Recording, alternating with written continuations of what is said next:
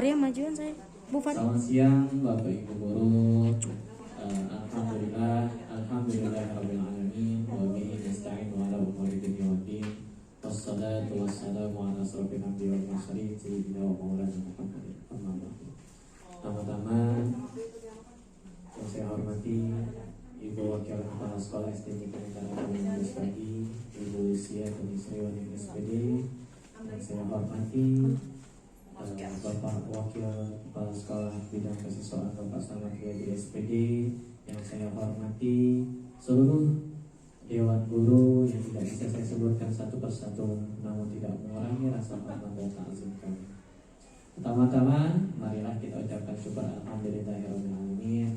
Syukur kepada kehadirat Allah Subhanahu wa taala, Tuhan semesta alam, yang mana di siang hari yang berbahagia ini teman-teman bisa menyempatkan waktunya untuk hadir dalam kegiatan diseminasi budaya positif di SDN Jatinegara Kaum 15 pagi. Tak lupa salawat serta salam kita sampaikan kepada baginda Nabi Muhammad SAW. Semoga kita semua mendapatkan syafaatnya di yaumil akhir.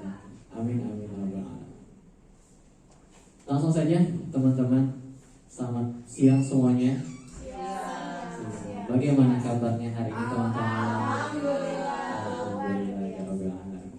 Oke teman-teman, karena ini masih siang, karena waktunya siang panas ya.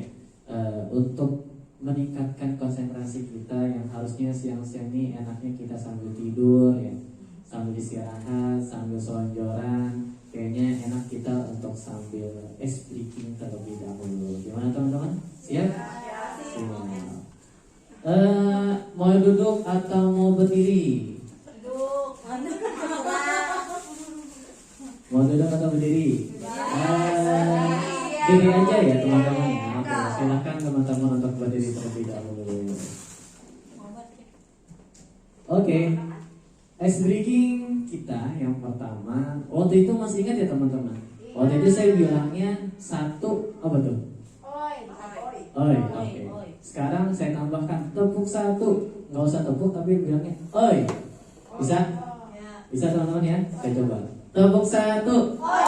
Oke, sekali lagi. Tepuk satu. Oke. Kalau tepuk dua, oi-nya dua kali. Tepuk dua. Oke, sekali lagi. Tepuk satu. Tepuk dua. Oke. Sekarang kalau tepuk tiga bukan oi-nya tiga kali, tapi kanan kiri tangannya. Bisa? Bisa ya, coba ya.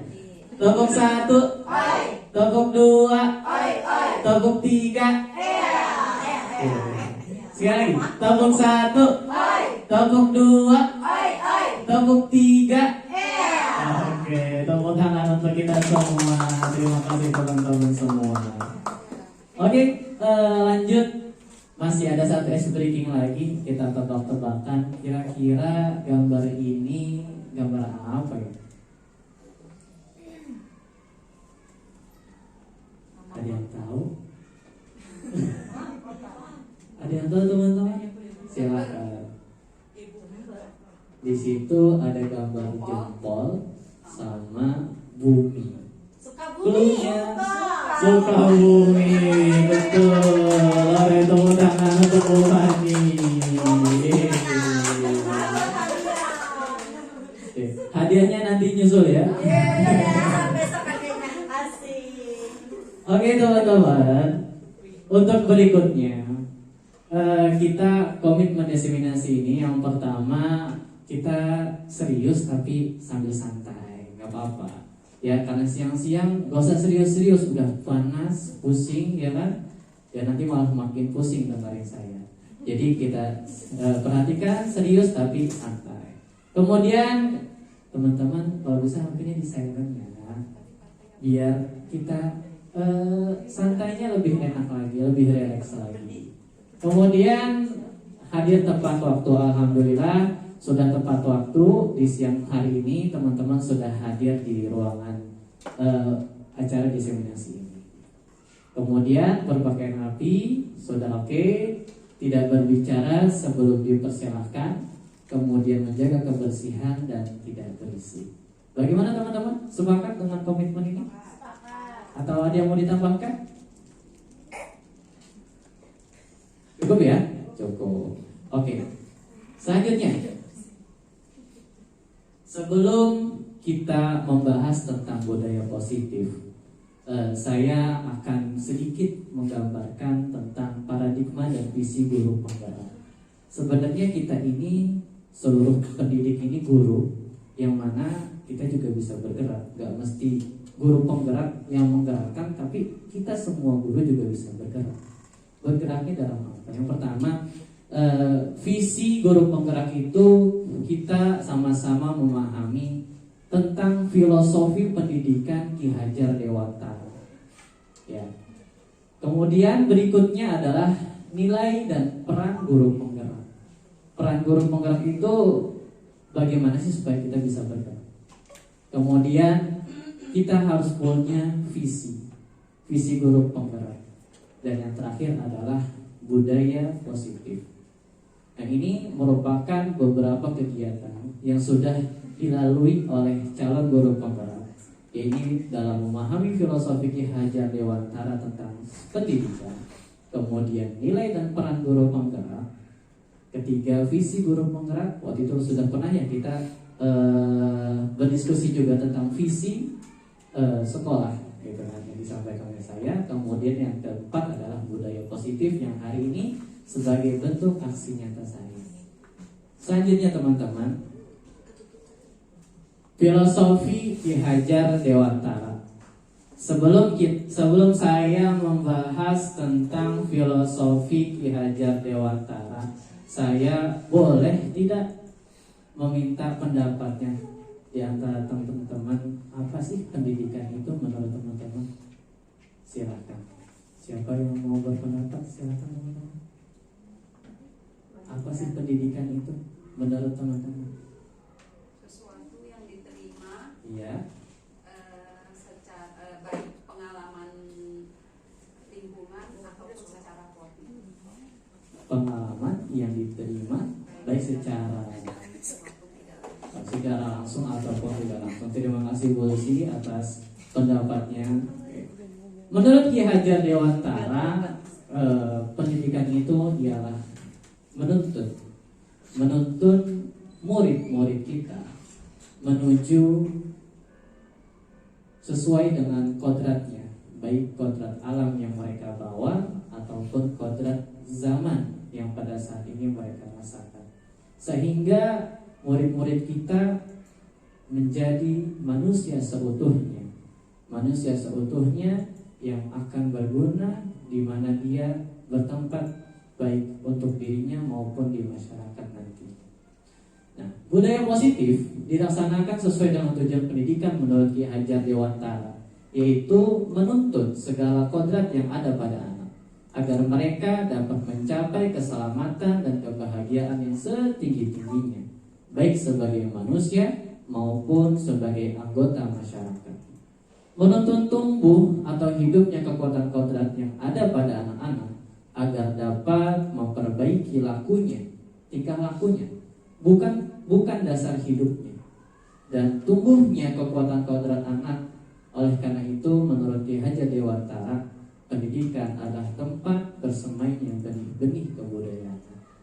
Oleh karena itu teman-teman, budaya positif ini dapat menuntun anak-anak memperbaiki tingkah lakunya, yang mana mungkin kita sudah melaksanakan beberapa budaya positif yang sudah kita laksanakan di sekolah ya teman-teman ya. Seperti apa contohnya misalnya? 5S apa itu Bu? Senyum, salam, sapa, sopan, santun. Terima kasih Bu Fahri ya. Nanti dikirim lagi nih. Oke, 5S itu sudah kita terapkan dan itu merupakan salah satu budaya positif di sekolah kita, yang mana budaya positif ini akan menuntun, membiasakan anak-anak menuju kodratnya, memperbaiki tingkah lakunya, bukan dasarnya. Sebab apa?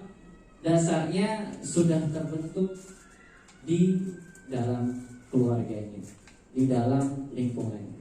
Kita sebagai guru hanya menuntun, perbaiki tingkah lakunya. Oke, selanjutnya nilai dan peran guru penggerak.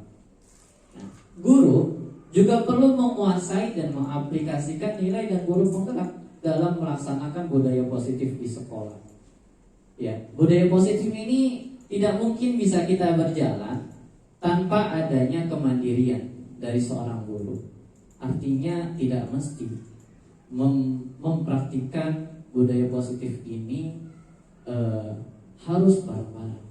Bisa di kelasnya mandiri secara mandiri, atau menjadi role model bagi teman-teman, bagi muridnya terutama, agar budaya positif ini dapat terlaksana, bukan hanya secara keseluruhan, tapi dimulai dari diri sendiri. Kemudian reflektif, seorang guru penggerak, seorang guru harus bisa merefleksikan, apa saja yang sudah kita lakukan. Kemudian apa yang sudah kita lakukan ini sudah sejauh mana tingkat keberhasilannya. Ya, kemudian budaya positif ini kira-kira perlu diperbaiki atau perlu dikembangkan seperti apa. Kemudian kolaboratif, di antara rekan-rekan guru pastinya perlu ya teman-teman ya untuk melakukan kolaborasi agar budaya positif ini dapat terlaksana bukan hanya di dalam lingkungan kelas, tapi seluruh sekolah dapat melaksanakan budaya positif di sekolah kita. Kemudian inovatif. Nah, inovatif ini juga penting teman-teman. Untuk apa? Untuk supaya kita bisa menginovasikan budaya-budaya positif yang bisa kita terapkan di sekolah kita. Dan yang terakhir adalah berpihak pada murid. Yang mana berpihak pada murid adalah mencakup keseluruhannya, adalah hal yang paling utama dalam menerapkan budaya positif. Yang mana kita menerapkan budaya positif harus berpusat atau berpihak kepada murid. Kita menerapkan budaya positif untuk murid. Seperti itu. Budaya positif merupakan bagian dari visi guru penggerak. Budaya positif harus dikembangkan sehingga mampu untuk mewujudkan visi guru penggerak yang nantinya juga akan lebih luas lagi menjadi visi sekolah. Untuk mewujudkan visi tersebut diperlukan adanya kolaborasi kekuatan positif yang ada baik dari luar maupun dari dalam sekolah. Pemetaan kekuatan dalam hal ini dapat dilakukan melalui suatu pendekatan, yaitu pendekatan inquiry apresiatif atau hal-hal baik apa saja yang sudah kita lakukan. Nah, dengan tahapan Bagja, yang artinya Bagja itu merupakan sebuah singkatan. Buat pertanyaan, A-nya ambil pelajaran, G-nya gali impian, kemudian jabarkan rencana, dan terakhir adalah atur eksekusi. Ini merupakan langkah-langkah yang mana kita mewujudkan sebuah visi untuk mewujudkan budaya positif kita di sekolah. Selanjutnya teman-teman, peran guru dalam menciptakan budaya positif. Apa saja sih peran-peran guru? Yang pertama, peran guru dalam menciptakan positif adalah sangat penting dan harus dilakukan. Budaya positif akan menciptakan pastinya lingkungan yang positif ya teman-teman ya. Kira-kira kalau misalnya nih kita mau menerapkan budaya positif, apakah kita umumkan ke anak-anak atau kita mulai dari diri kita sendiri? Mulai dari kita sendiri. Contohnya apa? Buang sampah pada tempatnya. Apalagi Bu? Datang tepat waktu. Oke, betul ya. Kalau misalkan mau anak murid kita tidak ada yang terlambat, berarti guru-guru juga harus datang tepat waktu. Betul. Pulang tepat waktu. Ini cara yang sopan. Kalau mau anak-anak kita bicaranya sopan, dimulai dari gurunya dulu dengan rekan-rekannya. Bisa nggak kita bicara yang sopan terhadap rekan-rekan kita? Bagaimana kita berbicara yang sopan dengan rekan-rekan kita? Seperti itu. Apalagi teman-teman? Oke, berpakaian yang sopan, yang rapi, gitu ya. Kalau pengen anak-anak murid kita bajunya dimasukin rapi, tertib, lengkap atributnya, kita juga sebagai guru harus memakai seragam yang rapi, yang lengkap, berbagai pun atributnya. Jangan kita nyuruh anak, ayo pakai atributnya mana itu, kok nggak ada, sedangkan gurunya atributnya tidak dipakai. Nah, jadi kita mulai dari diri kita sendiri.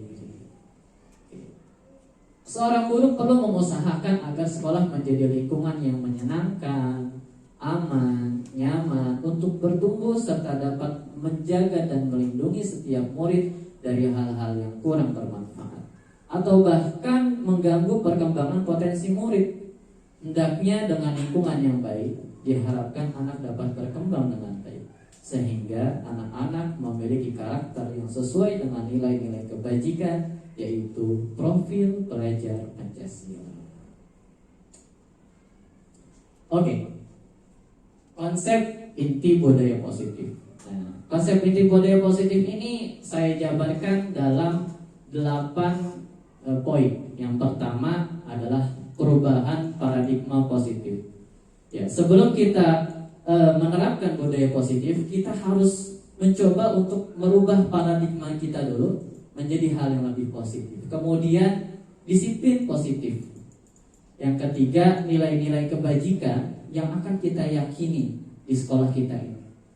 Keempat adalah kebutuhan dasar manusia. Nanti kita akan sama-sama belajar sebenarnya budaya positif yang kita terapkan ini apakah sudah memenuhi kebutuhan dasar manusia atau belum ya? Nanti kita periksa sama-sama. Kemudian motivasi perilaku manusia. Nah, kita nanti akan sama-sama belajar bagaimana kita menerapkan budaya positif ini, apakah sesuai dengan motivasi perilaku manusia atau tidak. Kemudian kita harus juga sama-sama nanti kita akan belajar tentang posisi kontrol guru. Artinya budaya positif ini tidak mungkin berjalan mulus tanpa adanya kontrol dari seorang guru. Kemudian keyakinan kelas atau keyakinan sekolah. Ya, keyakinan kelas atau keyakinan sekolah inilah yang nanti akan kita sepakati bersama. Keyakinan sekolah apa yang akan kita terapkan, kita yakinkan di antara rekan-rekan kita dan juga murid-murid kita. Yang terakhir adalah segitiga restitusi. Oke, semuanya nanti akan saya jelaskan satu persatu. Oke, sebelum saya lanjutkan teman-teman, saya coba dulu konsentrasinya. Tepuk 1, tepuk 2, tepuk 1, tepuk 2, tepuk 3. Oke, terima kasih, tepuk tangan buat kita semua. Oke, selanjutnya yaitu pembelajaran dengan paradigma baru. Apa sih pembelajaran dengan paradigma baru? Pembelajaran dengan paradigma baru merupakan pembelajaran yang dirancang berdasarkan prinsip pembelajaran berdiferensiasi. Teman-teman, maaf, di sini sudah tahu belum pembelajaran berdiferensiasi? Pembelajaran bermacam-macam, diferensiasi secara etimologi berbeda. Oke, berbeda-beda ya, berbeda-beda. Gimana tuh caranya tuh? Kita pembelajaran yang berbeda-beda tuh gimana tuh, Bu? Berarti menggunakan metode yang bermacam-macam, tujuannya seperti itu, dengan model, dengan pendekatan kepada anak juga yang bermacam-macam. Oke. Tidak hanya monoton satu saja seperti ceramah. Ya.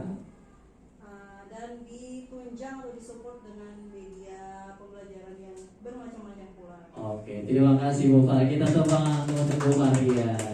Ya, sehingga peserta didik belajar sesuai dengan kebutuhannya. Betul apa kata Bu Fahri ya, pembelajaran yang berbeda-beda yang akan menyesuaikan kebutuhan murid-muridnya. Artinya kita akan memberikan pembelajaran kepada murid-murid kita sesuai dengan apa yang dibutuhkan oleh murid-murid kita. Ya, sesuai teori psikologi modern untuk mewujudkan profil pelajar Pancasila. Nah, profil pelajar Pancasila yang sudah kita ketahui, yang pertama beriman, bertakwa kepada Tuhan Yang Maha Esa.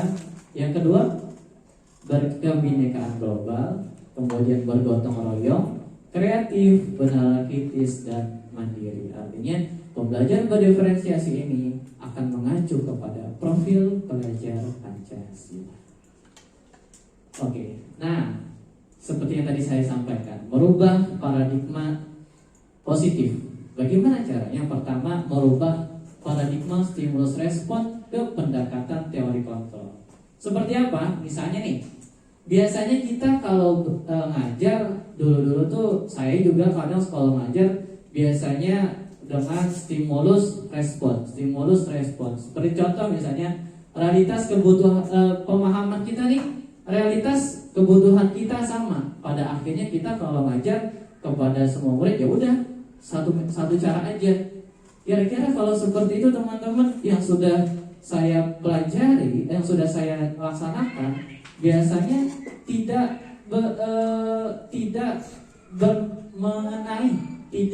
artinya materi yang saya sampaikan tidak menyeluruh, yang bisa hanya beberapa saja. Nah, oleh karena itu perlu kita rubah dengan realitas kebutuhan kita berbeda-beda. Artinya setiap anak murid kita memiliki kebutuhan yang berbeda-beda. Sepakat teman-teman ya? Kemudian yang kedua, semua orang melihat hal yang sama. Pasti kita kalau melihat satu benda pasti memiliki gambaran yang berbeda-beda. Meskipun intinya sama, pasti cara penyampaiannya berbeda-beda. Betul ya teman-teman ya? Kemudian kita mencoba mengubah orang agar berpandangan sama dengan kita. Kita begitu ya teman-teman ya. Kita pengen anak murid kita ini punya pandangan yang sama dengan gurunya. Ya, padahal apa teman-teman? Padahal kita anak-anak murid kita itu punya pandangan yang berbeda-beda. Bahkan kalau kita menjelaskan A, akan anak-anak pasti akan menjelaskannya B. Karena kita tidak bisa memaksakan apa yang menjadi pandangan kita kepada anak murid kita. Ya, kita berusaha memahami pandangan orang lain tentang dunia. Seperti itu. Kemudian perilaku buruk dilihat sebagai suatu kesalahan. Kita sering ya teman-teman, kalau ada anak murid kita melakukan sebuah kesalahan, pasti kita nilai perilaku anak ini buruk, gitu ya. Nah, kita harus tahu bahwa setiap anak yang berperilaku salah pasti memiliki sebuah tujuan. Entah itu untuk membela dirinya, entah itu karena suatu alasan tertentu. Artinya setiap kesalahan yang dilakukan pasti ada tujuannya. Kemudian orang lain bisa mengontrol saya. Nah, kita tidak bisa mengontrol orang lain. Artinya apa teman-teman? Kita tidak bisa mengontrol anak murid kita. Nah, yang harus kita rubah adalah sebenarnya mereka, anak-anak murid kita, bisa mengontrol dirinya sendiri. Artinya kita mungkin bisa mengontrol di depan mereka, tapi di luar kontrol kita, apakah anak-anak bisa mengontrol dirinya? Jawabannya belum tentu ya teman-teman. Selanjutnya, saya bisa pemaksaan ada pada saat bujukan gagal. Ketika kita mau membujuk anak-anak, kemudian pada akhirnya apa? Kita ujungnya maksa ya. Itu yang harus kita rubah. Kolaborasi dan konsensus menciptakan pilihan-pilihan baru. Artinya kita selalu memberikan pilihan-pilihan yang akan membuat anak-anak itu tersadar. Yang terakhir adalah model berpikir ada menang, ada kalah, betul ya? Nah, kita merubah paradigma tersebut menjadi model berpikir menang. Artinya di sini tidak ada yang kalah, semuanya menang dan menang. Oke. Selanjutnya, nilai-nilai kebajikan. Nah, nilai-nilai yang kita sepakati bersama terlepas dari suku, bangsa, agama, bahasa maupun latar belakangnya. Artinya di sekolah kita ada nilai-nilai kebajikan yang kita yakini ya teman-teman ya. Misalnya seperti apa tuh? Nilai-nilai kebajikan di sekolah kita apa tuh ya misalnya? Misalnya, saya malu datang terlambat, seperti itu ya. Kemudian apa lagi teman-teman? Nilai-nilai kebajikan dalam sekolah kita terlepas terlepas dari suku, bangsa dan budaya. Banyak ya. Ya tadi seperti yang tadi disebutkan, membuang sampah pada tempatnya, itu kan nilai kebajikan. Berkata sopan dan santun, itu pun nilai-nilai kebajikan. Membantu teman yang kesulitan, itu juga termasuk nilai-nilai kebajikan. Nah, dalam profil pelajar Pancasila, nilai-nilai kebajikannya adalah yang pertama, seperti ada profil pelajar Pancasila, yaitu beriman, bertakwa kepada Tuhan Yang Maha Esa, berakhlak mulia, berkebinekaan global, gotong royong, mandiri, bernala kritis dan kreatif. Kemudian menurut IBO, Primary Years Program atau PYP, nilai-nilai kebajikannya adalah toleransi, rasa hormat, integritas, mandiri, menghargai, antusias, empati, pengetahuan, kreativitas, kerjasama, percaya diri dan komitmen. Kemudian 9 pilar karakter Indonesia Heritage Foundation atau IHF, nilai-nilai kebajikannya yaitu cinta Tuhan dan segenap ciptaannya, kemandirian dan tanggung jawab, kejujuran, diplomatis, hormat dan santun, dermawan, suka menolong dan gotong royong, percaya diri, kreatif dan bekerja keras, kepemimpinan dan keadilan baik dan rendah hati. Nah, di sekolah kita banyak nilai-nilai kebajikan yang bisa kita terapkan di sekolah kita sesuai dengan profil pelajar Pancasila. Apa contohnya teman-teman? Berakhlak mulia, hormat terhadap guru, menghargai, menyayangi sesama teman. Kemudian berkebinekaan global, tidak membeda-bedakan suku, bangsa ataupun agama. Kemudian bergotong royong, kita sudah menerapkan itu waktu itu teman-teman, kita sama-sama kerja bakti membuat apa? Membuat taman, bergotong royong membuat taman di sekolah kita. Kemudian kreativitas yang mana anak-anak membuat mural di berbagai tembok di sekolah kita. Mudah-mudahan budaya-budaya itu tetap berlangsung ya teman-teman di sekolah kita. Amin ya rabbal alamin. Oke, nah ini disiplin positif. Bapak Ibu, kira-kira kalau dengar kata disiplin, peraturan-peraturan apa sih yang harus kita terapkan kepada anak-anak supaya anak-anak itu disiplin? Boleh, silakan yang berpendapat. Tepat waktu. Oke, itu termasuk disiplin dalam hal tepat waktu. Apalagi? Berpakaian. Berpakaian sesuai dengan jadwalnya, disiplin dalam berpakaian. Apalagi? Kehadiran. Ya, kehadiran artinya kita harus berdisiplin dalam kehadiran. Jika izin atau sakit, disiplin untuk memberi kabar kepada gurunya. Apalagi? Disiplin tugas, artinya menjalankan tanggung jawabnya untuk mengerjakan tugas-tugasnya. Oke. Disiplin berasal dari kata disiplina yang artinya belajar. Nah, disiplin mengacu pada disiplin diri yang memiliki tanggung jawab terhadap apa yang dilakukannya berdasarkan nilai-nilai yang diyakininya. Kemudian, disiplin positif merupakan salah satu cara penerapan disiplin yang bertujuan untuk menumbuhkan kesadaran serta memberdayakan peserta didik tanpa imbalan atau reward, ancaman atau hukuman. Jadi teman-teman, kalau misalkan nih ada anak datang terlambat, kira-kira apa yang akan kita lakukan biasanya? Tanya alasan. Apa Bu? Menanyakan alasan kenapa terlambat. Oke, menanyakan alasan karena terlambat. Terus ngapain lagi Bu?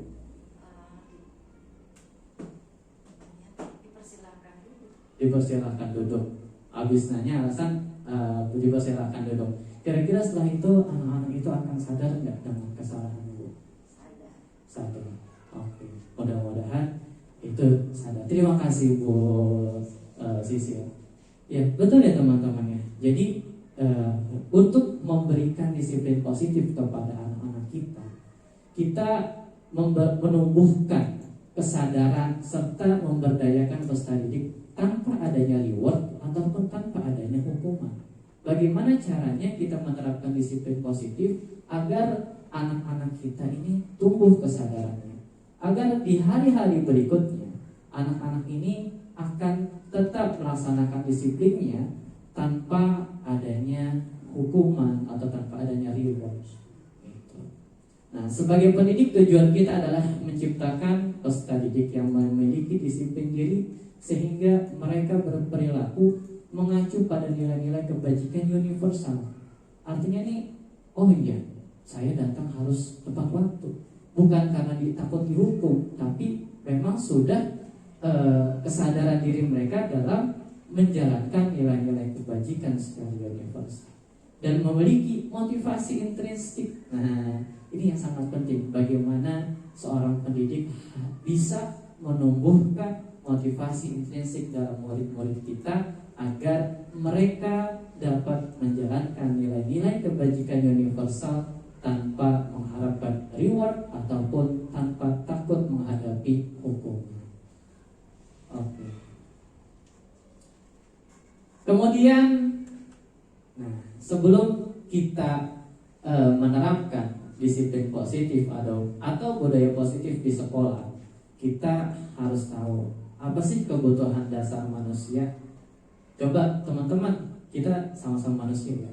Kira-kira apa sih kebutuhan dasar yang harus kita punya? Rasa diakui. Rasa diakui, diterima oleh lingkungan. Apalagi? Nyaman. Lalu? Makan. Oke. Kebutuhan hidup gitu ya. Kebutuhan hidup. Ya, oke. Terima kasih Bu Susi dan Bu Lucy. Kebutuhan manusia adalah segala sesuatu yang dibutuhkan oleh manusia untuk mempertahankan keseimbangan kondisi fisiologis dan juga psikologis yang bertujuan untuk mempertahankan kehidupan dan kesehatan. Nah, apa saja kebutuhan dasar manusia tadi sudah disebutkan. Nah, menurut Dr. William Glasser, ada 5 kebutuhan dasar manusia yang harus dipenuhi. Artinya sebelum kita menerapkan budaya positif, nah, anak-anak kita nih kebutuhan dasarnya harus dipenuhi dulu supaya mereka dapat menjalankan disiplinnya sesuai dengan nilai-nilai kebajikan yang mereka yakini. Yang pertama, kebutuhan untuk bertahan hidup, survive. Nah, kita harus, contohnya seperti apa yang tadi oleh Ibu Lucy sebutkan. Manusia butuh makan ya untuk bertahan hidup. Artinya, kira-kira teman-teman kalau kita ngasih tahu anak dalam keadaan perut kosong, kira-kira anak-anak itu ngerti nggak? Mudeng nggak? Enggak. Pasti nggak fokus ya teman-teman. Artinya kalau misalkan nih kita mau ngasih tahu anak, tapi anak dalam kondisi lapar, kira-kira dalam pembelajaran tuh anak dikasih makan dulu, istirahat dulu, atau bagaimana tuh? Gimana tuh? Kan kelas nih, baru mulai, baru masuk nih. Waktu bel belum, istirahat masih lama, anak udah lapar.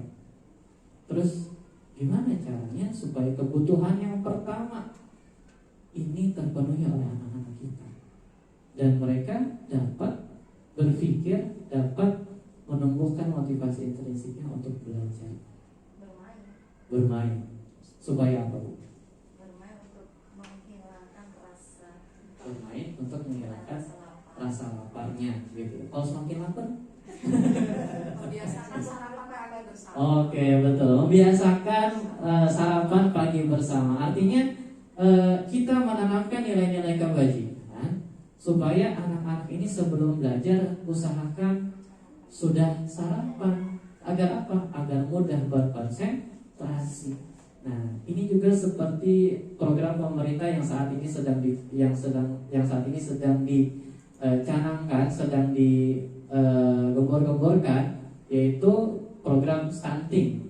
Nah, mudah-mudahan dengan guru-guru memahami kebutuhan dasar yang pertama ini, kita dapat menghindari anak-anak murid kita terkena stunting.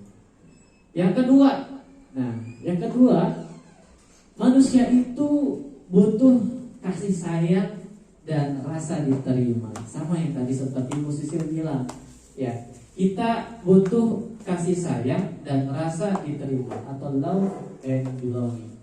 Kita anak-anak itu, kita sebagai manusia kita pun merasakan ya teman-teman ya, kita butuh rasa ingin diterima, baik di lingkungan rekan kita, kerja kita, ataupun di dalam kelas.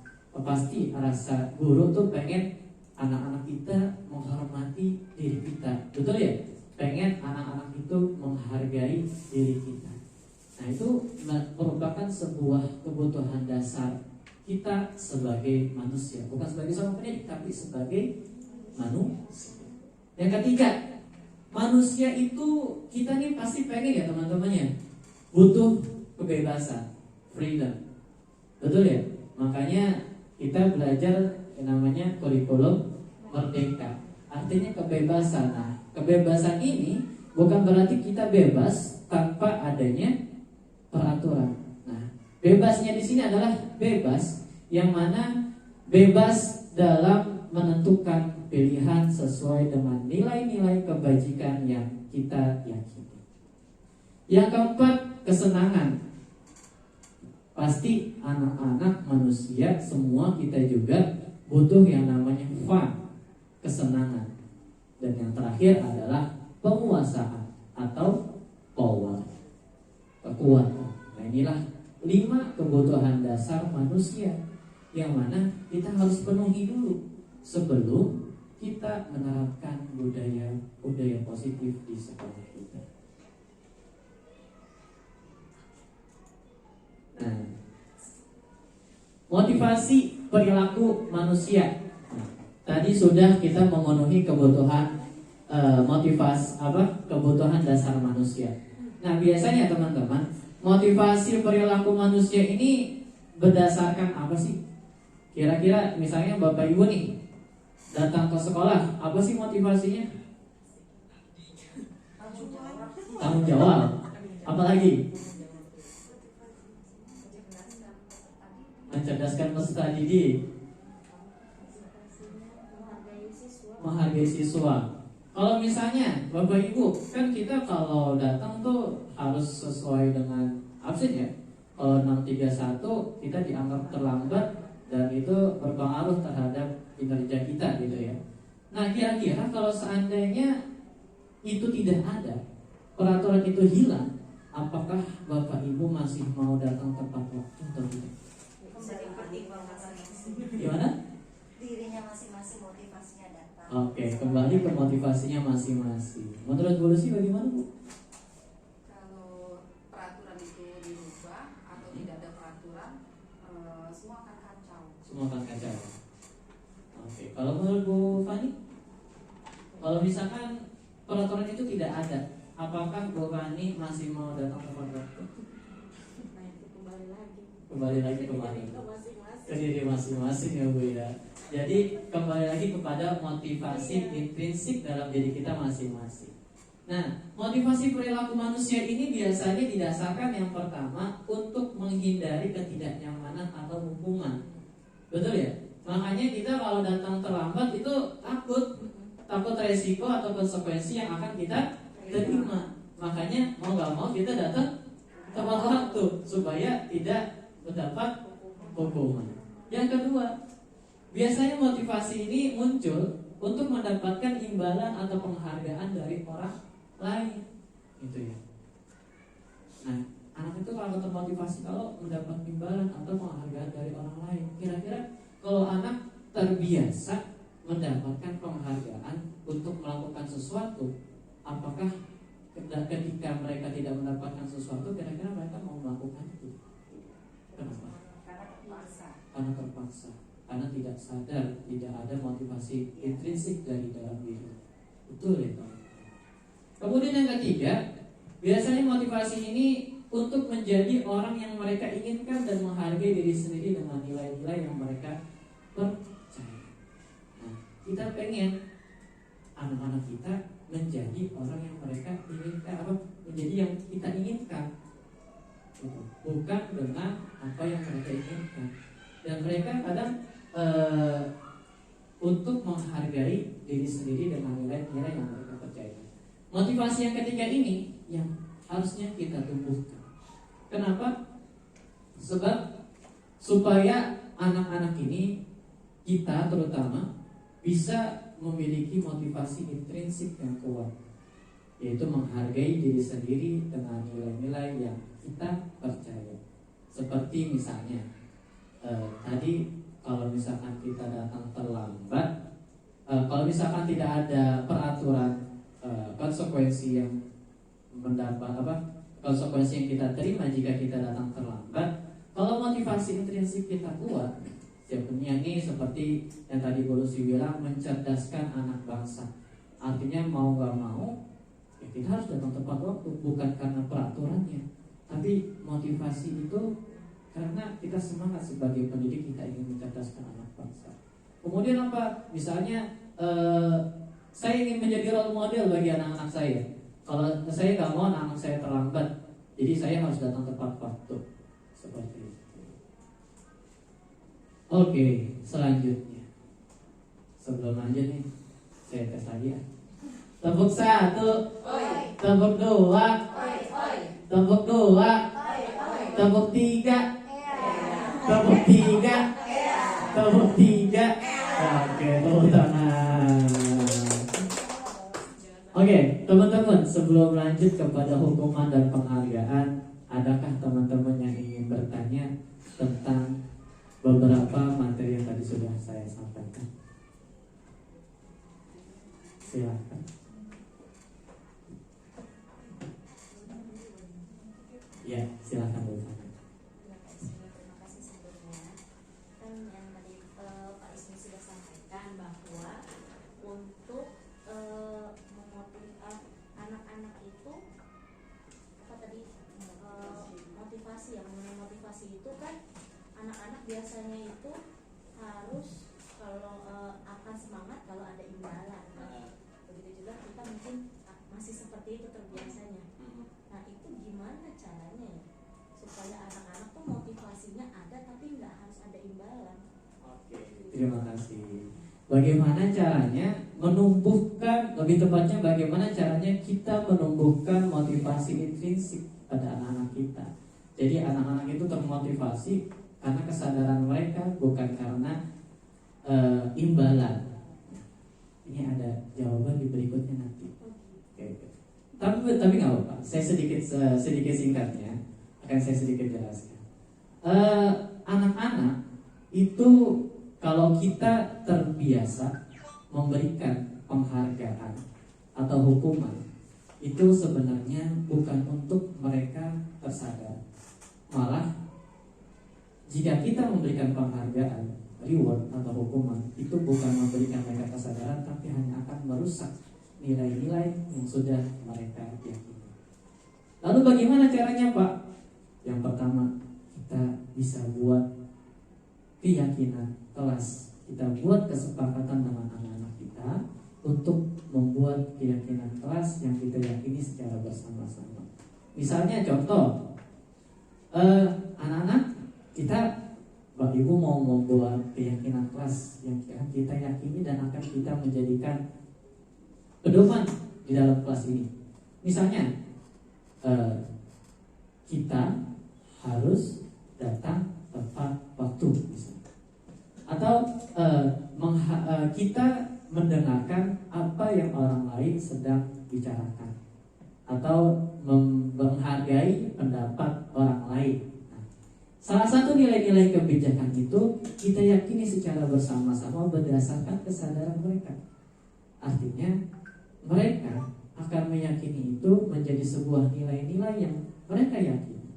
Jadi ketika terjadi sesuatu di dalam kelas, kita ingatkan kembali keyakinan kelas kita awal itu gimana sih? Oh iya, menghargai pendapat orang lain, Pak, Bu. Oh gitu ya. Nah, jadi kita mencoba untuk memberikan motivasi itu di dalam diri mereka sendiri dengan cara memberikan keyakinan, menyepakati keyakinan kelas yang akan kita sepakati secara bersama-sama di dalam kelas. Begitupun di sekolah, seperti itu. Bagaimana Bapak? Bisa. Oke, nanti lebih jelasnya di slide berikutnya. Kemudian nih, hukuman dan penghargaan ini berkaitan sama pertanyaan Bu Fani yang tadi. Menurut Al-Fiqh, baik penghargaan maupun hukuman adalah cara-cara mengontrol perilaku seseorang yang menghancurkan potensi untuk pembelajaran yang sesungguhnya. Hukuman dan penghargaan hanya akan menghancurkan potensi untuk pembelajaran yang sesungguhnya.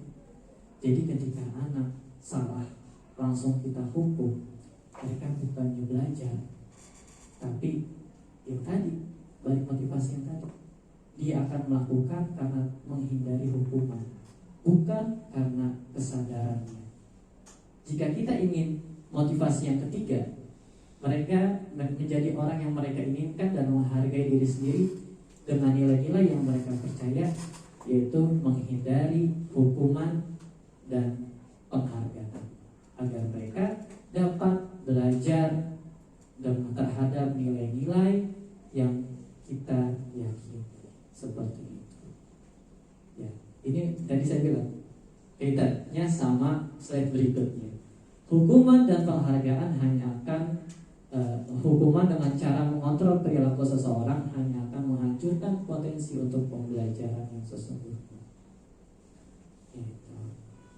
Konsep disiplin saya bagi menjadi 3. Yang pertama ada hukuman, yang kedua konsekuensi, dan yang ketiga restitusi. Nah, kita masuk yang mana ya biasanya? Yang pertama hukuman.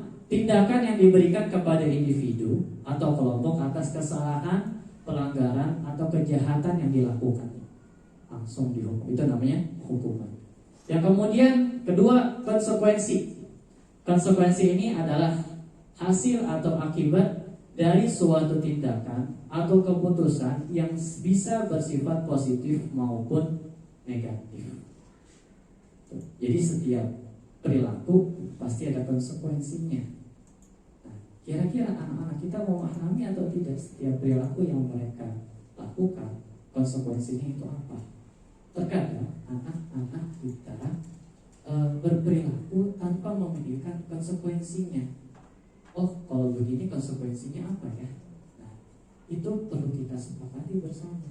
Anak-anak berperilaku seperti itu karena tidak tahu konsekuensi. Kalau seandainya kita, nah kalau begini konsekuensinya begini.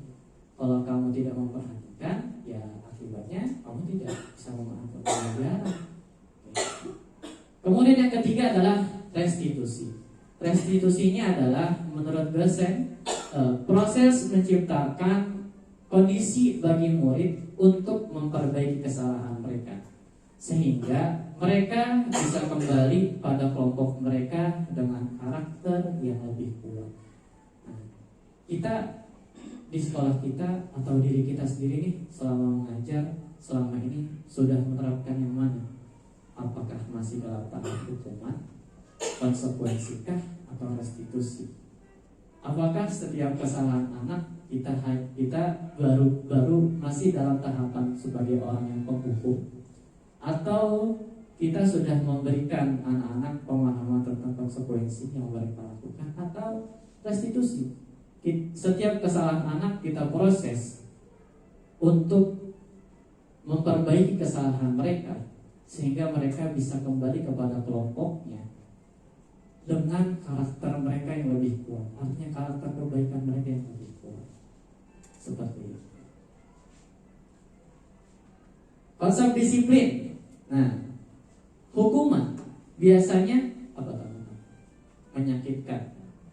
Terus apa lagi? Kalau kita dihukum rasanya gimana sih? Gak nyaman ya, sedih. Terus apa lagi? Takut. Terus trauma. Ya. Hukuman hanya akan membuat murid menjadi takut. Kemudian hanya akan memaksa murid. Jadi murid itu terpaksa melakukannya, bukan karena mereka itu sadar akan kesalahannya.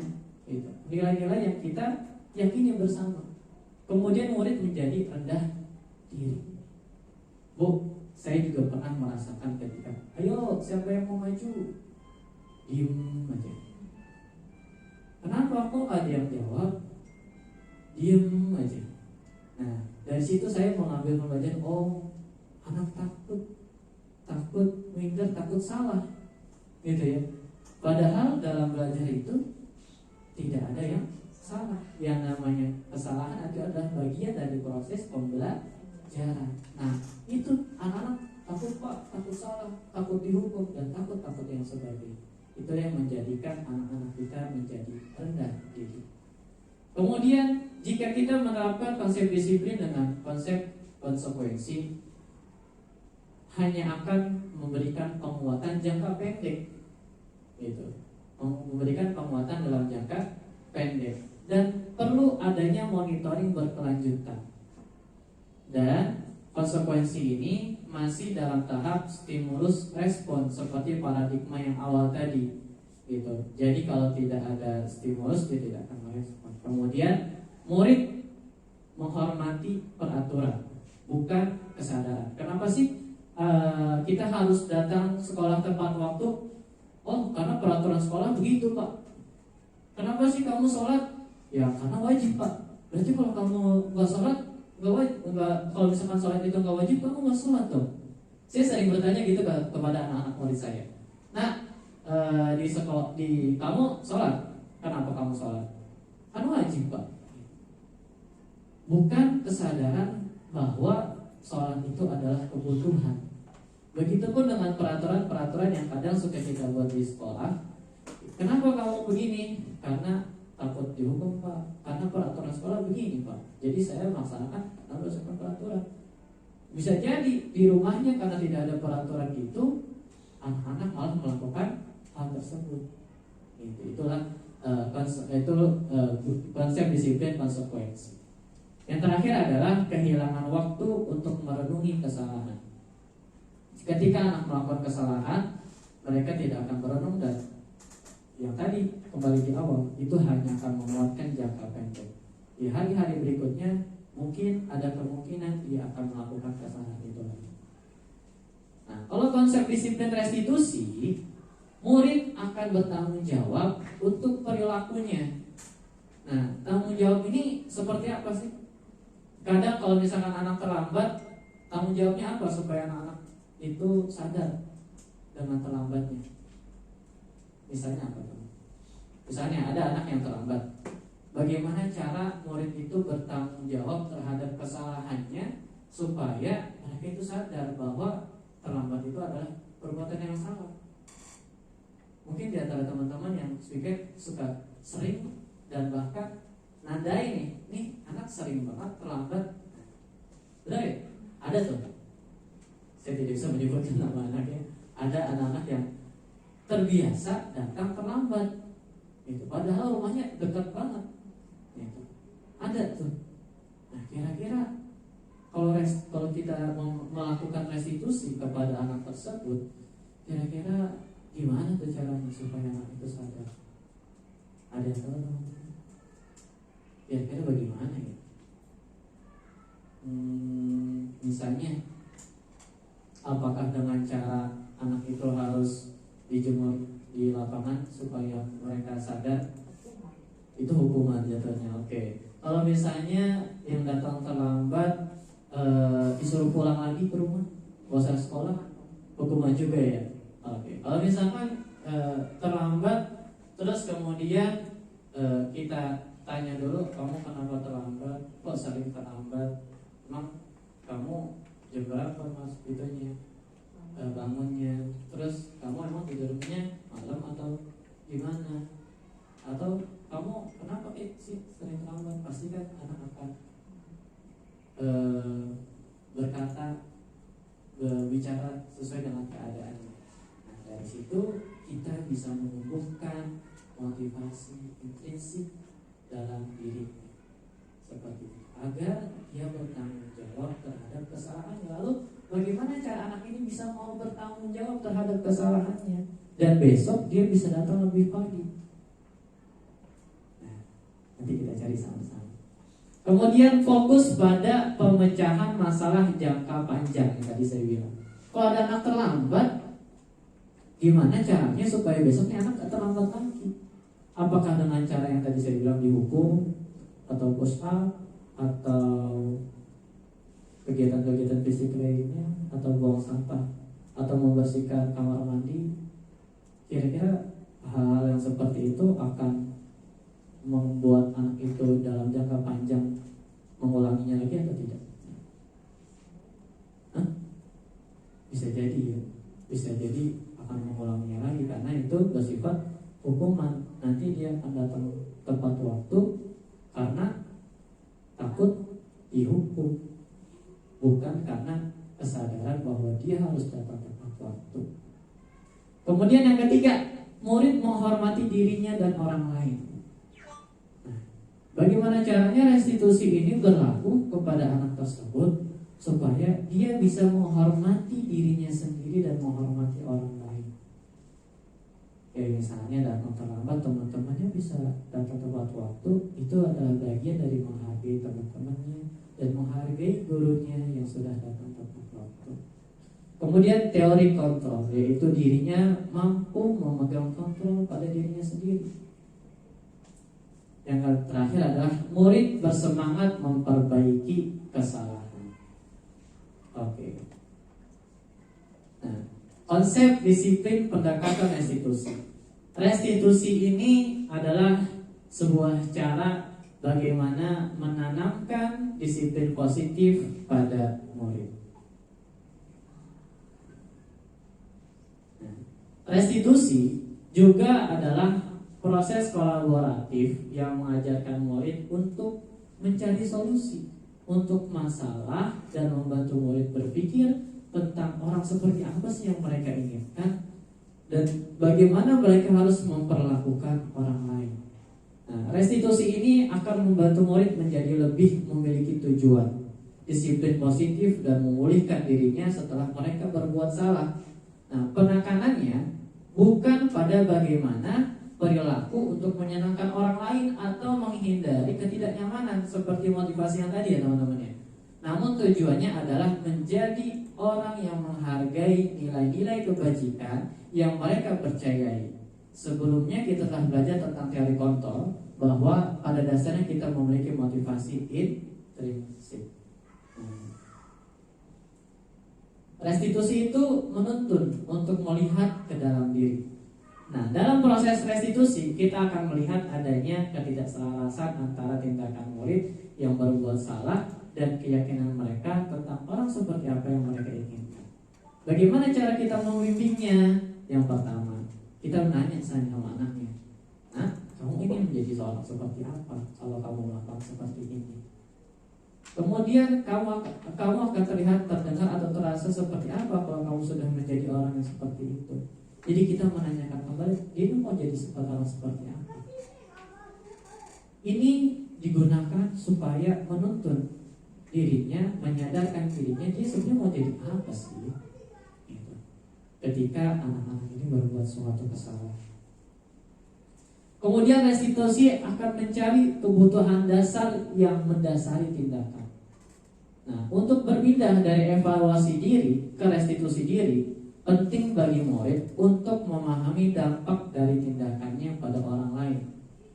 Nah, kalau murid paham bahwa setiap orang memiliki kebutuhan dasar untuk dipenuhi, hal ini akan sangat membantu sehingga ketika murid melakukan kesalahan, mereka akan menyadari kebutuhan apa yang sedang mereka coba penuhi. Demikian juga kebutuhan orang lain. Seperti contoh misalnya kasus-kasus di antara anak-anak kita, misalnya berantem di antar teman, biasanya diawali karena apa sih? Hah? Iseng. Pada akhirnya berantem. Nah, di situ kebutuhan dasar yang dipenuhi itu apa sih? Rasa diakui, disayangi, betul ya, love and belonging yang tadi. Gitu. Jadi anak-anak itu sebenarnya ingin disayangi dan rasa diterima oleh temannya, gitu ya. Yang dia nggak suka kalau ada yang ngede segala macam, diisengin, pada akhirnya terjadilah pertengkaran. Nah, seperti itu kita sadar ketika itu terjadi, yang kita lakukan adalah menyadarkannya.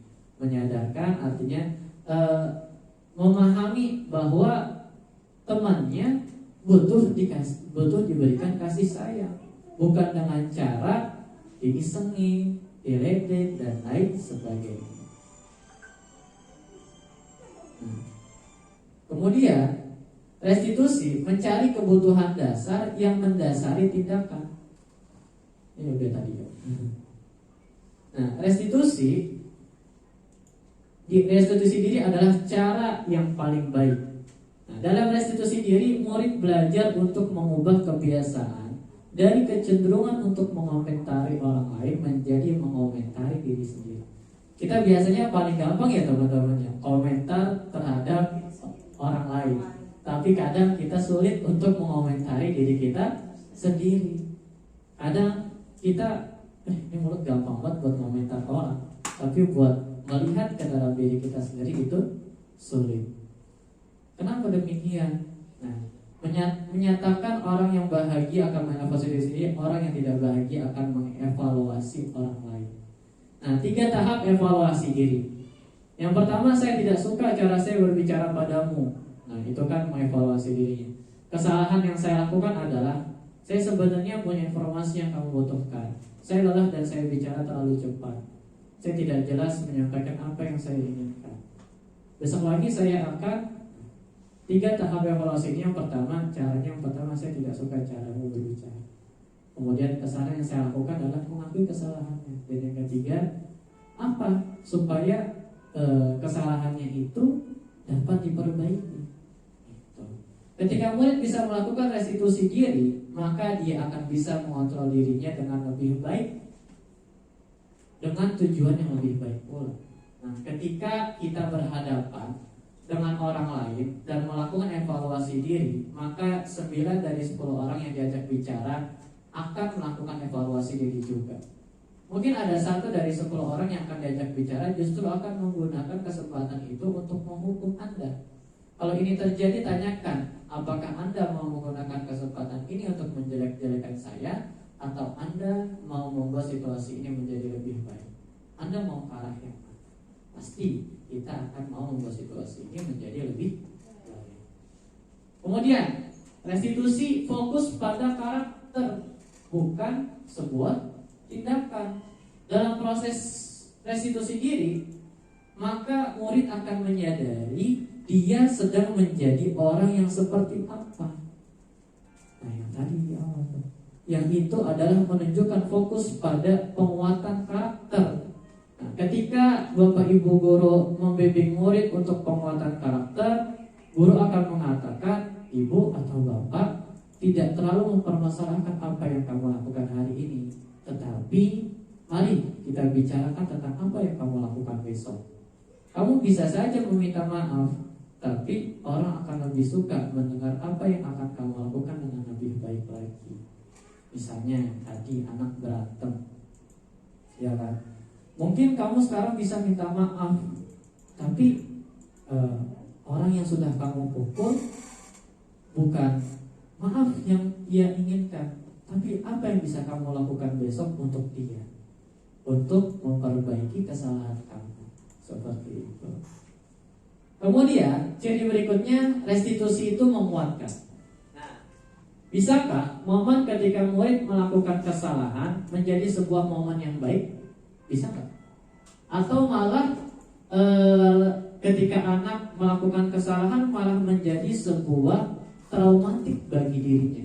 Bapak Ibu pernah nggak ngerasain sebuah trauma ketika waktu di masa sekolah dulu yang masih keingat sampai sekarang? Pernah nggak? Kalau pernah, apa itu? Karena disuntik. Kenapa Bu? Disuntik Bu? Disuntik vaksin. Oh iya, disuntik vaksin itu kan itu ya programnya. Iya. Oh gitu. Oh, kalau misalkan pernah nggak Bapak Ibu merasakan hukuman atau melakukan kesalahan yang pada akhirnya menjadi yang diingat sampai sekarang? Ada nggak? Iya, silakan. Dulu waktu kelas 3 itu cuma bisa nulis sambung. Iya. Tapi sama gurunya itu nggak boleh dan benar-benar dimarahin. Oke. Itu sampai sekarang masih keinget. Masih keinget. Terus apa ibu ngerasanya gimana tuh Bu ketika diomelin gitu? Ya, cuma bisa nangis sih, yang aku ingat nangis karena emang benar-benar nggak bisa nulis, nggak sambung gitu, nulis cetak biasa. Cetak biasa. Jadi sebenarnya momen nulisnya sambung terus, nggak mau yang satu huruf maunya tuh sambung terus gitu ya. Nah itu yang tadi kan, apakah jadi kesan yang baik atau malah jadi kesan yang buruk? Ya, plus minus ya. Plus Maksudnya minus. plusnya dalam artian yang biar sayanya juga harus bisa nulis per huruf gitu, Oke. satu-satu gitu. Cuma Oke. minusnya caranya aja mungkin bu gurunya menyampaikannya salah gitu. Kira-kira ibu setelah mendapatkan hal seperti itu, pernah tidak mendapati murid yang pernah terjadi pada diri ibu? Belum pernah. Oleh karena itu, setelah ibu, misalkan ada anak nih yang melakukan kesalahan, apakah ibu akan melakukan cara yang sama seperti guru yang ibu lakukan? Enggak, kenapa bu? Gimana ya? Sampai zaman sekarang. Karena apa bu? Karena zaman sekarang katanya. Ya enggak, ya kasihan karena Kasihan, ya. dulu aku diperlakukan tidak baik gitu. Oke, jangan sampai anak murid kita merasakan yang tidak baik juga gitu, hal yang sama. Oke. Sebenarnya kalau misalkan ada anak yang melakukan kesalahan, kira-kira kan ibu tadi melakukan kesalahan nih, pada akhirnya mendapatkan momen yang gak baik. Kira-kira dari kesalahan anak kita, bisa nggak kesalahan itu menjadikan anak itu momen yang baik buat mereka? Bisa dong. Bisa. Iya. Ya gimana bu? Ya itu dengan apa? Dengan yang pertama kita tanya dengan personal attachment ya, maksudnya Oke. pendekatan personal pada siswanya yang berbuat salah, kemudian dia mendapat ganjarannya, entah itu dia menangis, dia terluka atau apa gitu kan. Iya. Kita tanyakan asal mulanya kenapa, sebabnya apa, lalu kita kasih nasihat dan Oke. kita kasih pengertian ada sebab akibat, Betul. ada seperti itu. Iya. Jadi, nah semoga dengan penjelasan sebab akibat tadi positif ya sebenarnya ya. Jadi mereka paham. Tapi kalaupun diberbuat sama lagi di hari kemudian memang dasar berarti waktu. Iya memang untuk merubah karakter orang itu sebenarnya butuh waktu lama, nggak bisa dalam seminggu atau setahun, 2 tahun nggak bisa. Oke. Jadi setidaknya mereka bisa belajar dari pengalaman mereka sendiri. Jadi itu disebut pembelajaran bermakna. Ya. Oke, terima kasih Bu Fahri. Tepuk tangan untuk Bu Fahri ya. Betul ya teman-teman ya. Kita bisa membuat kesalahan anak itu menjadikan momen yang baik, ya. Karena maksudnya itu supaya anak itu bisa lebih kuat setelah mereka belajar dari kesalahan mereka. Betul kata Bu Fahri, kita tidak bisa merubah kodrat anak yang mereka sudah bawa sejak mereka lahir. Tapi kita bisa menebalkan tingkah laku yang baiknya untuk menyamarkan tingkah laku yang kurang baiknya. Selanjutnya, restitusi fokus pada solusi. Nah, dalam restitusi ini, guru menstabilkan identitas murid dengan mengatakan kita tidak fokus pada kesalahan, atau Bapak Ibu tidak tertarik untuk mencari siapa yang benar atau siapa yang salah. Tapi kita sama-sama mencari solusi untuk memperbaiki masalah ini. Seperti itu. Kemudian restitusi itu mengembalikan murid yang berbuat salah pada kelompoknya tanpa kita sadari teman-teman. Dan saya juga pernah melakukan hal itu. Ketika kita di kelas ada anak yang bercanda, ya udah, kalau yang bercanda silakan di luar. Kita malah memisahkan mereka dari kelompoknya. Tapi restitusi seharusnya mengembalikan murid yang berbuat salah pada kelompoknya. Nah, justru kalau misalkan kita memberi yang berbuat salah di luar dipisahkan. Nah, ketika dipisahkan, mereka bukannya akan terkontrol, akan sadar dengan kesalahannya, malah mereka jadi lost control. Atau mungkin kita pernah menyadari ada anak remaja dimarahin orang tuanya, ya udah keluar aja dari rumah. Nah, itulah yang biasa terjadi pada anak-anak kita pada masalah kabur. Itu bukan yang menumbuhkan kesadaran motivasi prinsipnya, malah dia akan semakin jauh dari kelompoknya. Karakternya akan semakin melemah. Tapi kita kembalikan anak-anak itu ke dalam kelompoknya. Nah, ketika anak berbuat salah, kita tidak bisa memotivasi anak untuk menjadi baik. Kita hanya bisa menciptakan kondisi agar mereka bisa melihat ke dalam diri mereka. Kita seharusnya mengajari mereka untuk menyelesaikan masalah mereka dan berusaha mengembalikan mereka ke kelompok mereka dengan karakter yang lebih kuat. Seperti itu. Itulah konsep disiplin pendekatan restitusi. Perbedaannya apa sih? Nah, contoh kasus misalnya ada siswa yang sering tidak mengerjakan PR. Kalau hukuman biasanya guru menghukum siswa tersebut hormat bendera selama 10 menit, atau guru marah dan murid menjadi takut. Nah, itu sifatnya masih dalam hukuman. Kalau kita menerapkan konsekuensi, nah, guru memberikan konsekuensi untuk mengerjakan PR-nya saat istirahat atau dikerjakan sebanyak 3 kali lipat. Misalnya, kamu kenapa nggak ngerjain ini? Salin 3 lembar. Pernah ya? Kemudian guru tegas dan siswa menghormati peraturan. Nah, kita berlaku tegas, itu konsekuensi.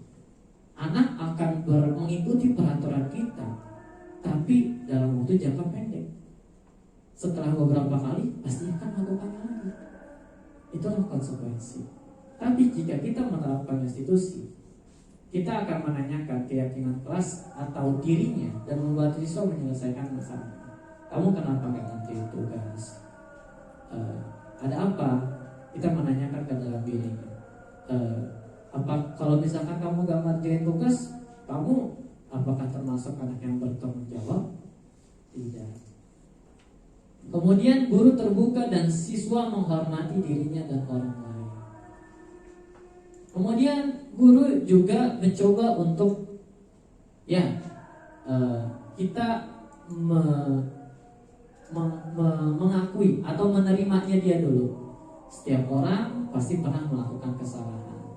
Tapi alangkah untuk memperbaiki ini, apa yang harus kamu lakukan? Jadi menggali diri mereka, melihat ke dalam diri mereka untuk menyelesaikan masalah. Nah, 5 posisi kontrol restitusi. Kita berada di posisi mana? Apakah sebagai penghukum, membuat rasa bersalah, atau sebagai teman, atau sebagai pemantau, atau sebagai manajer? Contoh penerapan 5 posisi kontrol. Kasusnya, siswa tidak memakai atribut lengkap saat upacara bendera. Penghukum, patuhi aturan sekolah lalu berdiri di depan barisan. Kemudian, jika kita menjadi pemantau, kamu sudah melanggar apa peraturan dan konsekuensinya? Baris Pak, barisnya di sini Pak. Nah, itu masih tahap pemantau. Kemudian menjadi seorang teman. Jika guru posisi menjadi seorang teman, ayolah yang terpilih, buat bu guru bangga. Kali ini tidak apa-apa kamu salah. Nah, itu masih dalam posisi tahap teman. Membuat rasa bersalah. Berapa kali bu guru harus beritahu kamu? Bu guru kecewa sama kamu. Membuat mereka semakin merasa bersalah. Itu yang akan menjadikan mereka menjadi anak yang rendah diri. Nah, jika kita menjadi seorang manajer, apakah kamu tahu kesalahanmu? Kira-kira bagaimana kamu akan memperbaiki kesalahan ini? Makanya kita sering lihat ya teman-teman, pada saat upacara yang nggak pakai atribut lengkap, dia lagi. Karena apa teman-teman? Kita berada di posisi yang mana teman-teman? Masih dalam penghukum, pemantau, gitu ya. Karena tidak ada kesadaran dalam diri mereka untuk memperbaiki kesalahannya. Dan setelah itu terlewat, kita tidak kontrol ulang, kita tidak kontrol lagi, kita tidak mantau lagi. Pada akhirnya kesalahan-kesalahan itu akan terulang lagi dan lagi.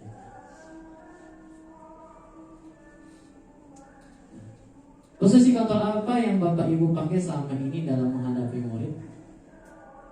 Silakan teman-teman, ada yang mau bertanya. Selama ini teman-teman dari kelas atau di sekolah sudah menjadi posisi kontrol apa yang sudah dipakai selama ini dalam menghadapi murid?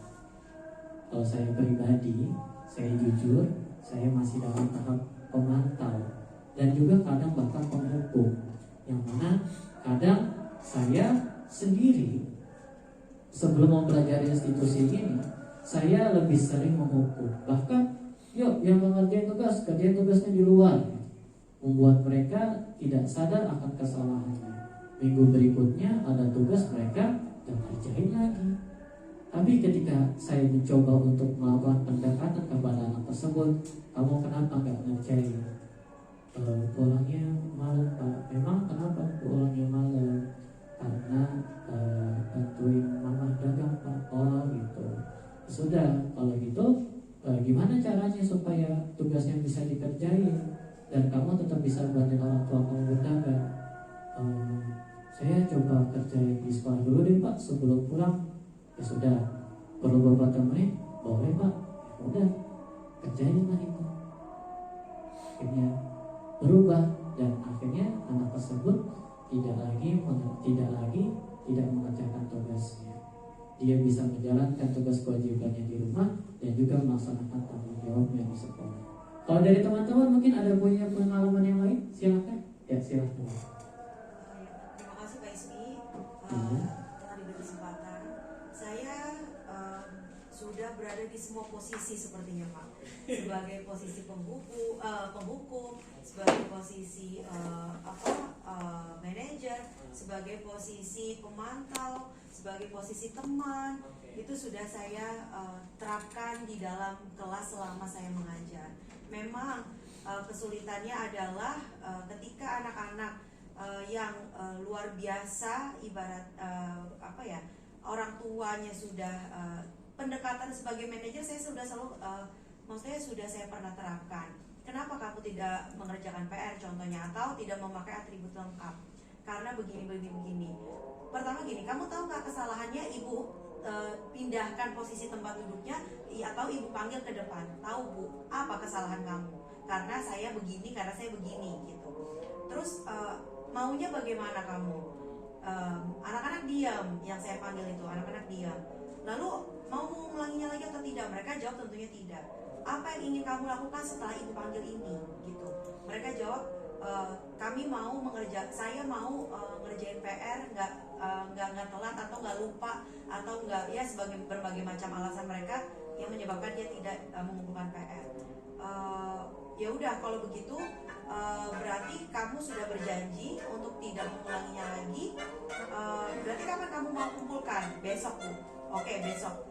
Baru mereka mengatakan seperti itu Pak. Besok ada juga yang tidak dikumpulkan. Seperti itu. Itu posisi saya sebagai manajer. Oke, saya bukan tingkatkan, saya ubah. Saya sebagai teman, pernah juga sebagai teman, saya tanya dari hati ke hati, tetap akan mengulanginya lagi.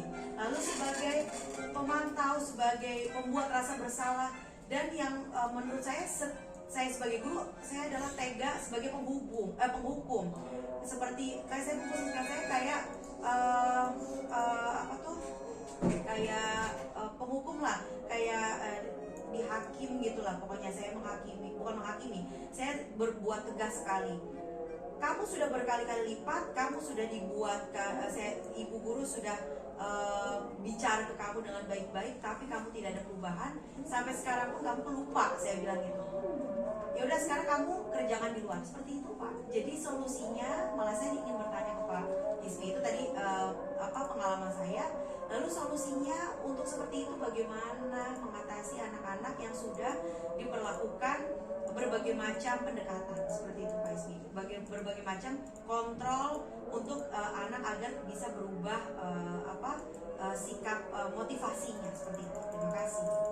Terima kasih Bu Rizka atas pertanyaan. Jadi bagaimana Pak solusinya? Saya akan menjelaskan tentang keyakinan kelas dan 3 tahapan restitusi. Jadi menerapkan sebuah restitusi, menjadikan posisi diri kita sebagai manajer itu ada tahapan. Yang pertama, kita buat keyakinan kelas Bu. Kita sepakati dengan anak-anak kita keyakinan kelas apa yang kita yakini untuk kelas kita. Nah, metode ini untuk menimbulkan kembali disiplin positif yang didasari oleh motivasi dalam diri. Jadi silahkan membebaskan anak-anak untuk berpendapat, keyakinan kelas apa, positif apa, disiplin positif apa yang mau kita terapkan di kelas ini. Kita tulis sama-sama. Kemudian kalau perlu kita pajang di kelas kita disiplin positif kita, mengerjakan tugas atau datang tepat waktu, menghargai pendapat teman, atau mendengarkan, memperhatikan ketika guru sedang menjelaskan. Nah, itu kan keyakinan-keyakinan kelas yang bisa disepakati oleh ibu, guru, dan juga murid-muridnya. Nah, implementasi keyakinan kelas dilatar belakangi bahwa ditemukannya beberapa murid yang masih diingatkan untuk melakukan tindakan kebaikan dan kedisiplinan, seperti yang tadi ibu bilang. Udah dikasih tahu, diingetin berkali-kali, begitu lagi.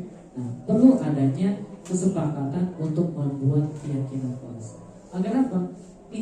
Kita pajang agar anak-anak selalu membaca dan selalu kita ingatkan ketika kita sebelum memulai pelajaran kegiatan keyakinan kelas apa yang kita yakini di dalam kelas ini. Nah, itu ketika mereka melakukan kesalahan, kita ingatkan kembali. Kemarin kita sudah sepakat loh untuk meyakini ini kalau tugas itu harus dikerjakan seperti itu. Kemudian ada tahapannya dalam menjalani ini contoh kegiatan pembuatan keyakinan kelas di sekolah ataupun di kelas. Misalnya keyakinan sekolah kita dengan bergotong royong, kemudian keimanan kepada Tuhan Yang Maha Esa dengan cara sholat berjamaah, kemudian sini saya ngambil foto random gitu kan. Kita bisa membuat keyakinan kesepakatan dengan anak-anak dengan menempel sticky note, bisa kepada anak-anak silakan. Kalau nggak berpendapat kan anak biasanya suka malu ya berpendapat. Silakan tuliskan keyakinan kelas yang mau kita yakini dalam kelas kita, tempel. Terus kita buat yang rapi dengan kreativitas kita, anak-anak kita pajang sama-sama. Jadi anak-anak juga bisa merasakan, oh ini yang kita buat loh, bukan yang ibu buat, tapi yang kita buat sama-sama. Nah, itu akan menumbuhkan motivasi intrinsik pada diri mereka. Dan tahapan segitiga restitusi. Yang pertama, kita harus menstabilkan identitas dulu. Kita semua akan melakukan hal terbaik yang bisa kita lakukan. Kayak misalnya. Kemudian yang kedua, validasi tindakan yang salah. Semua perilaku pasti memiliki alasan. Dan yang ketiga, menanyakan keyakinan. Kita semua memiliki motivasi internal. Yang pertama, keyakinan kelas apa yang telah kita sepakati. Yang pertama, kamu tentu punya alasan mengapa melakukan itu. Gitu. Kemudian kita validasi, adakah cara yang lebih efektif untuk mendapatkan apa yang kamu butuhkan. Kemudian, kita validasi tindakan yang salah. Setiap orang pasti pernah melakukan kesalahan. Kemudian, kamu bukan satu-satunya yang pernah melakukan. Ibu juga pernah. Kita memvalidasi, kita menerima mereka dulu sebagai kebutuhan dasar mereka. Kita validasi, baru kita menanyakan keyakinan kelas. Kamu ingin menjadi orang seperti apa? Keyakinan kelas apa yang sudah kita sepakati? Nah, setelah itu, kalau itu segitiga restitusi itu sudah dilakukan, validasi tindakan yang salah, menstabilkan identitas, kemudian menanyakan keyakinan. Baru yang terakhir, apa yang dapat kamu lakukan untuk memperbaiki kesalahan kamu. Seperti itu. Jadi keyakinan kelas itu yang sudah kita sepakati itu penting untuk menumbuhkan motivasi intrinsik. Seperti yang tadi saya bilang di awal, anak melakukan sesuatu kadang nggak tahu sebenarnya mereka lakukan salah atau enggak, karena tidak adanya keyakinan atau nilai-nilai kebajikan yang mereka yakini. Seperti itu. Bagaimana Ibu Rizka? Sebenarnya saya juga membuat keyakinan kelas Pak di awal pembelajaran, di awal masuk kelas 5. Kita buat keyakinan kelas, kita bikin struktur organisasi kelas seperti itu. Keyakinan kelas juga saya serahkan ke anak-anak, kita bikin kesepakatan apa yang kita buat untuk di kelas 5 tahun ajaran tahun ini gitu. Sudah dibikin ada 12 poin waktu itu Pak, dan alhamdulillah juga sudah dibuatkan dibantu orang tua untuk tulis di tembok agar anak-anak melihat ke situ gitu. Namun setiap mereka mengalami melakukan kesalahan yang ada pada keyakinan kelas itu, ya itu dia Pak, udah saya kembalikan lagi, keyakinan kelas kita sudah buat, apa gunanya itu kita sepakati bersama apabila kalian masih melanggar keyakinan yang sudah kita buat. Bahkan ada sanksinya juga yang mereka bikin juga bersama-sama gitu Pak. Berarti keyakinan kelas sudah dibuat, tapi anaknya masih ngulang. Kita datang, kita bertemu secara personal 4 mata. Untuk apa? Supaya mereka lebih terbuka terhadap dirinya, apa dan mengapa mereka melakukan, yang menstabilkan identitas. Kemudian kita validasi tindakan yang salah dulu. Jadi kita di awal itu menstabilkan identitas. Kita menerima dia dulu. Kenapa sih anak itu langsung berbuat salah lagi? Karena dia merasa dirinya tidak diterima ketika dia dihukum, atau malah ada yang sampai dendam ketika mereka dihukum. Bahkan misalkan ada anak berantem, dia nggak terima kalau temennya cuma minta maaf gitu. Pada akhirnya suatu ketika berantem lagi anak itu. Nah, karena kebutuhan dasar tadi yang di awal tadi sudah disampaikan, setiap manusia butuh ada memiliki kebutuhan, yaitu rasa ingin diterima. Jadi kita menstabilkan identitas dulu, kita terima bahwa setiap orang pasti melakukan kesalahan. Ibu juga melakukan kesalahan. Kemudian memvalidasi tindakan yang salah. Jadi kita dengan cara, kamu tentu pasti punya alasan melakukan hal itu. Jadi kita face to face, bertemu dengan anak tersebut secara mata untuk menanyakan kembali keyakinan kelas yang sudah disepakati. Kenapa? Mungkin bisa jadi kita menegurnya di depan teman-temannya, yang pada akhirnya anak tersebut bukan merasa diterima, tapi merasa dijauhkan oleh kelompoknya. Seperti yang tadi ciri-ciri restitusi yang tadi saya sampaikan, bahwa restitusi mengembalikan murid yang berbuat salah pada kelompoknya dengan karakter yang lebih kuat.